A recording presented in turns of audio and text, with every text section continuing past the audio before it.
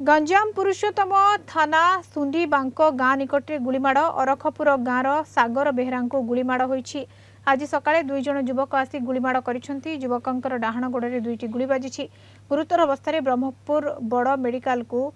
तांकु निया जाइछि एवं चिकित्सा जारी रहिछि। मानस विषय ब्रह्मपुर रिपोर्टर सहित फलानी जोड़ी होती। मानस जो व्यक्ति जन को गुली माड़ कर पछर कौन कारण रही स्वास्थ्यावस्था को नहीं अपडेट निश्चय मत देखो जो गंजाम जिला पुरुषोत्तमपुर थाना अंतर्गत सुंडीबाक गाँ निकट अरखपुर गाँव में जड़े युवक को आज सकाल 8टार जहाँ गुलीमाड़ होता अभियोग होती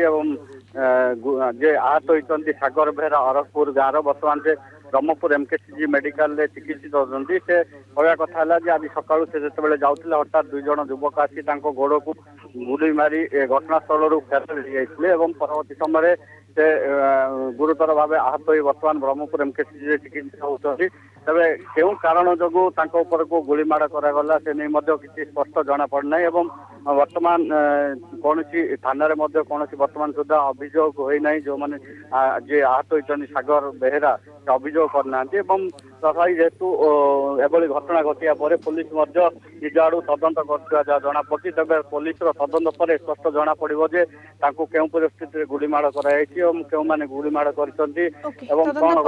बहुत बहुत धन्यवाद मानस सूचना ब्रह्मपुर रिपोर्टर मानस विषय जोड़ी होता।